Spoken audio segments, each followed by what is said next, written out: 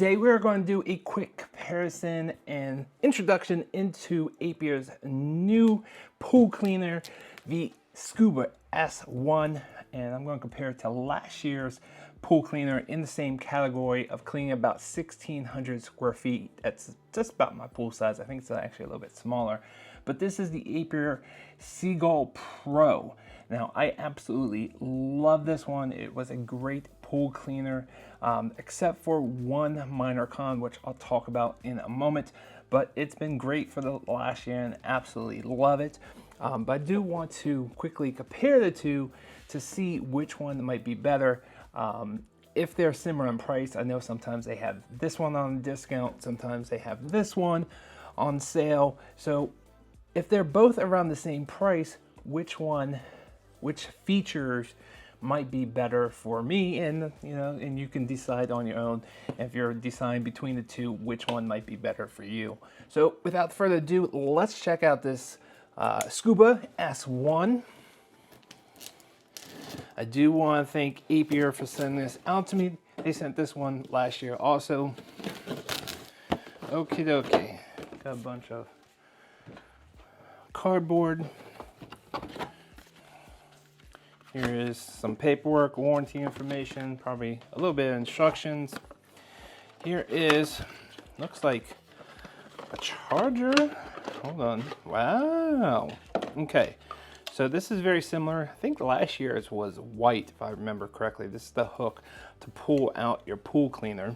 Let me sit down so you can see me. So this is the hook that you hook up to your skimmer pole to pull it out. I really like this new adapter, power adapter. Now, I'm not quite sure if this plugs into something else, but I do want to talk about this one over last year's in just a moment. But I'm not quite sure if there's anything else. Wow. Very cool. Okay, first off, you can see the new design. This is definitely smaller. It's not as high as the Seagull Pro. That's not really a huge factor, but the big thing this year with the Scuba S1 is these new treads. So instead of wheels, they have treads on both sides. That's going to help get over obstacles, get up walls, get up stairs. Really great new design, and I look forward to testing it out and seeing how it performs. The Scuba S1 is also a little bit longer. I'll get some other shots so you can see how much longer it is and how much wider it is, but just by me looking visually, I can already tell that it's wider and longer, but not as high as the Seagull Pro. Actually, I was wrong. The actual width, they are exactly the same from side to side, including the wheels. There is an illusion that the Scuba S1 is a little bit wider, but when you put them up next to each other like this, they definitely are not. Okay, and when it comes to the overall length, you can see they're lined up in the front, and the Scuba S1 is probably about 3 or 4 inches longer. And when it comes to the overall height, you can see the Seagull Pro is just an inch or two higher than the Scuba S1. Now, to change out and clean the bins with the Scuba S1, you just lift this up and you pull it straight out. Really cool, great design, really easy to do. And the Seagull Pro is very similar, but you lift up this back door and you have this bin in the back. Maybe the Scuba S1 is a tiny bit bigger, but both are super easy to get in and out and clean. Really like that feature. Let's quickly take a look at the bottom really quick. Very similar in design. Has this brush that's going to spin on both of these and climb up the walls and get the bottom. So if there's any stuck dirt, it'll kind of just mush it up, and it's going to eventually suck it in to the little sucker thing right here in the middle. Now, as far as weight goes, I think last year's model is heavier. Let me try this one more time. Oh yeah, I can't say specifically how much lighter the Scuba S1 is, but I would definitely say it's a pound or two lighter. Now, another change that they made was the actual control. This one had a dial and this one has a push button. And that is the con that I have with the Seagull Pro. Even at the very beginning, I thought it was very hard to know what actual mode that you were in, then after a few months, this dial became really hard to turn, and it's still very hard to turn to this date, and pretty much only I can turn it because I'm a bigger, stronger guy, where my father-in-law and my wife, they cannot turn this. You can see I can turn it, but it does take some force. Like that. You can hear it clicking. So something's just not right with that dial, and I've heard other people, I've read that other people have the same issue. So I'm glad that they got away from that, and now it's a push button where you can now just push the button to turn it on and select what mode. By just pressing it again, it'll change modes. Now those modes that are in the Seagull Pro are also in the Scuba S1. So you can have it on auto mode, which will clean the floor and the walls. It's going to do the 50% battery on the floor, and then once it gets to 50%, it's going to start doing the walls. And that same feature is in the Scuba 1.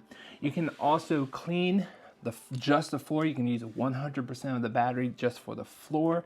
And then the third mode in both of these is also where it can clean 100% of the wall. I really love the wall feature, and you can see that you can go up here and really scrub the top of the wall. Really nice. And same thing with this one. They both do the exact same thing. Now the nice thing about the Scuba S1 is that also has an eco mode, and that's going to run 45 minutes every 48 hours.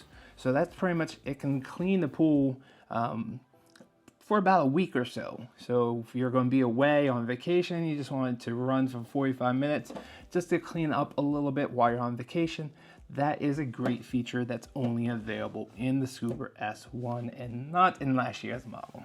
So it's really cool that these will climb up the wall, clean the wall and the water line. That's a great feature. Another minor design is the Seagull Pro from last year has these two jets kind of towards the front of the unit or the top of the unit as it's going up the wall. That kind of probably, not positive how it all works, but I think it kind of pushes against the wall so it can stay against the wall, where the new Scuba S1 doesn't have any jets towards the top of it, has one jet towards the back. They must have did some redesign and could figure out that it could still stay against the wall with just that one jet in the back. So that is definitely also different. Now another minor con that I had with this, which I didn't even think I mentioned in the full review, maybe I did, I don't remember, was that this power supply was huge. I mean, look at this thing. It's heavy, it's big, it's bulky, and you have to put this somewhere where it's going to fit, and it just wasn't ideal.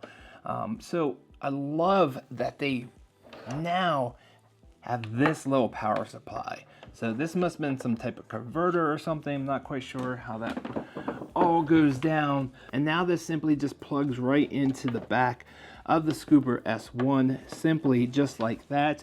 And you don't have this big block of, you know, just wasted space. This is awesome. You can plug it right in, and it's just a much better design in my opinion. So all in all, I think the new design of the Scuba S1, personally, if the price was equal, I would definitely get the Scuba S1. And even if the Scuba S1 there's maybe $50, maybe $100 more than last year's models, I would still get the Scuba S1 simply because of the new design. It has the treads, it has the push button instead of the dial that caused issue, and it doesn't have that big power brick. So all in all, I mean, Scuba S1 is a great new design. Now, I can't say how it's going to perform just yet. The Seagull Pro worked awesome when I was able to turn that dial, and as long as the Scuba S1 can do the same performance as this one, which I'm sure it can because it's rated up to the same 1,600 square feet, and they say they have a new wave path navigation 2.0 system to help navigate it and clean more efficiently in the pool, which I thought this was awesome. I loved how this thing went in straight lines, went up the wall, came back down, went over a little bit. Great navigation, and if they've improved on that, I think the Scuba S1 is definitely a home run. All right guys, I hope this video was helpful, showing you the differences between these two. I'll definitely leave affiliate links down below where you can see current pricing of both of these and see which one is better and right for you. Let me know if you have questions about either one of these. I'll be doing a full review of the Scuba S1 on this channel very shortly. Just waiting for the pool to open up, so definitely stay tuned to that. So hit the subscribe button, and I will see you guys on the next video. Thanks for watching.